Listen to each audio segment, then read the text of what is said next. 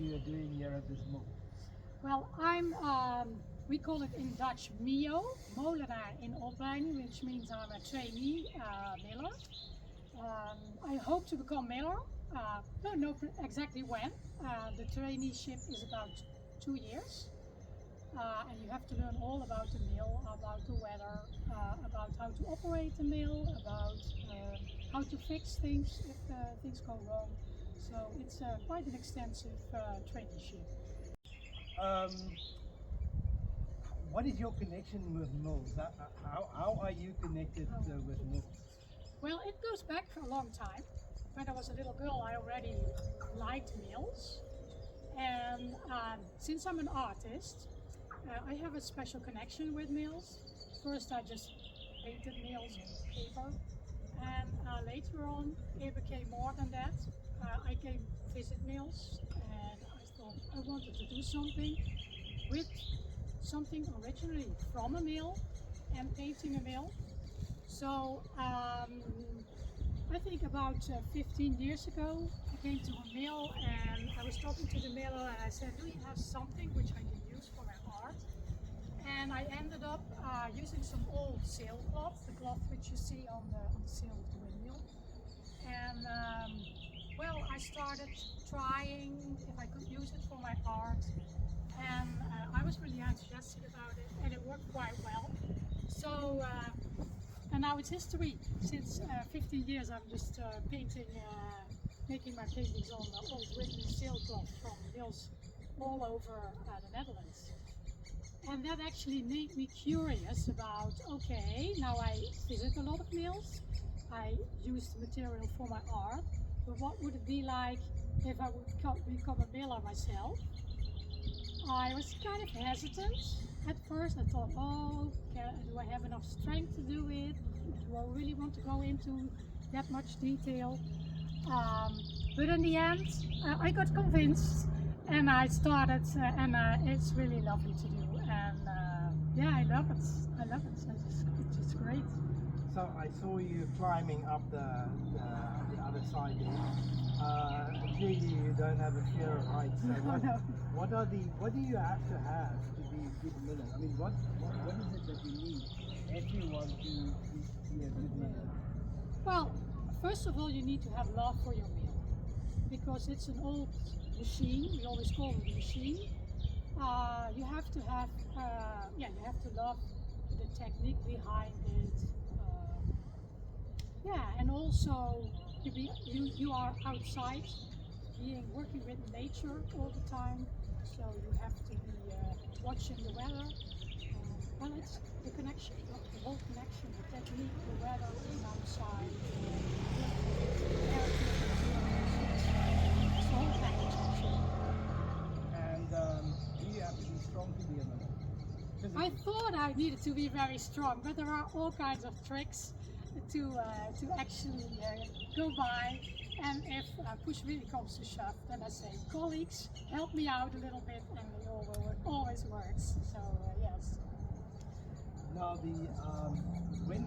how long does the training take, and when do you become a certificate that you're a Well, theoretically it's 2 years. And then it's not full time, of course. I train one afternoon a week. You have to have 150 hours on your trainee mill, and then you have to go out to visit other mills and also work on other mills for I think about 40 hours. And then technically you have enough training to get through your first exam. But it's also depending on your own speed. If you have more time, it could take a little bit less. If you have less time, it could take a little bit longer. So it's voluntary work. So you can also, yeah, put a little bit how it fits your agenda. But 2 years is the minimum. Now, Peet, you know a lot of mills. You've been to a lot of mills. What makes this one so special? That's the location, I think. Very unique. A location, a nice surrounding. It's a corn mill, which I like. My training mill is also corn mill.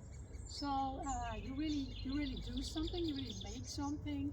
I mean, if you are on a water pumping mill, most of the times you cannot pump enough water, so you work with the mill, but not like in the core mill, because here you really have to be on the inside collecting your product. So you really work. So that's one thing I really like. I'll ask you at home as well. At night when you sleep, do you dream about windmills? Well, I'm a fanatic, but not that fanatic. Yes, no, but it's a large part of my life, that's for sure. Yeah. Maybe more, I know you also said you're working for the association to try and get people that into explain windmill. how that yes, is, yes. okay. So, you were telling us that the first Molenaar training started at Molenaar Cut, example comes. Yeah. More than 50 years ago, but can you tell me a little bit about getting young people involved? Do you get young people, and is there still interest in the younger generation becoming involved in the windmill?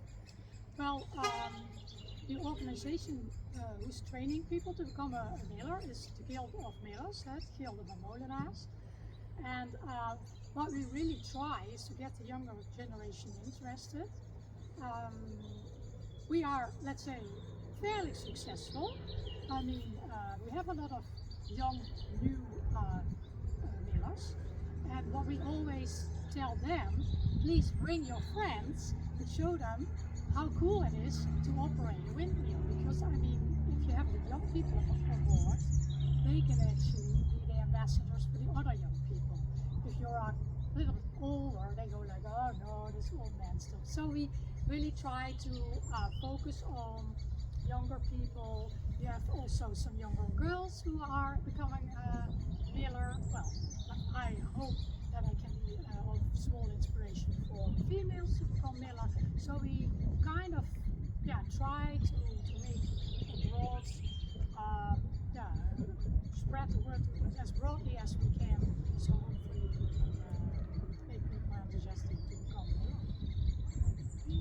It's interesting what you say about women millers, and you told me that about 10% of the female millers currently Is female. Yeah. female. What kind of inspiration do you think you can give girls? I mean, what is it that you could tell them about windmills, and what makes it cool for girls also to get involved in it? Well, first of all, the thing I had in the beginning is that you think it is very physical.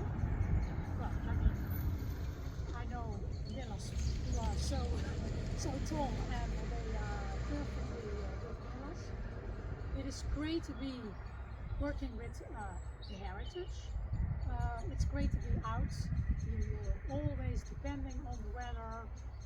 No day is the same. I mean, I've been on the mill now for 2 years. And no day is the same. I mean, then the wind is blowing very hard, then it's raining, then it's storming, then there is snow, then it's 35 degrees, and every time the mill is operating differently. So it's never dull. It's never dull. So it's really challenging. It's really challenging.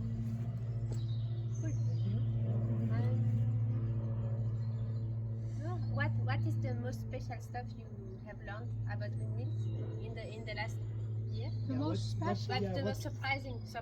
What is something? Tell us something about a windmill. I mean, you're with your engineer's brain that surprised you. I mean, what is it?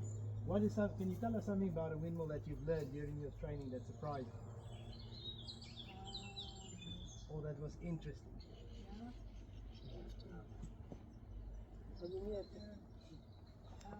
Well, it is not one thing I can say, but actually the technique is so simple, but the power is so immensely. As for example, if you try to put up windmill sail cloth and your sails are not, let's say, good in the wind, it is very difficult to put the sailcloth in front of the sail. I mean, and I experienced it once because we didn't have the mill in the right position, and I was like, oh, I can't get the sailcloth. But if you have it in the good direction, it's, well, I would say piece of cake. So you really have to know what you're working with, and let's say what seems to be a minor thing could have major impact. So you really have to think, okay, what am I doing now? I'm pulling this rope. What is happening? What am I doing? Is it okay? So that's important. And also, what is very important is that you watch out for the safety of the people who are on the mill. I mean, we as millers know exactly where to stand, what is dangerous, what to look out for. But when visitors come in, they go like, oh, and they could potentially walk against a turning mill, which is not something you want to do. So besides being a miller and looking after the mill and its technique, you also have to be a host, ambassador for the people who come here. They want to know about the history, they want to know about the mill, they want to know how it operates. So it's such a broad, I would say profession. It's not a profession, it used to be, but it's really nice to do. When did you start here with your training as a Molenaar? I think I started a year and a half ago. Yeah. So you're almost done.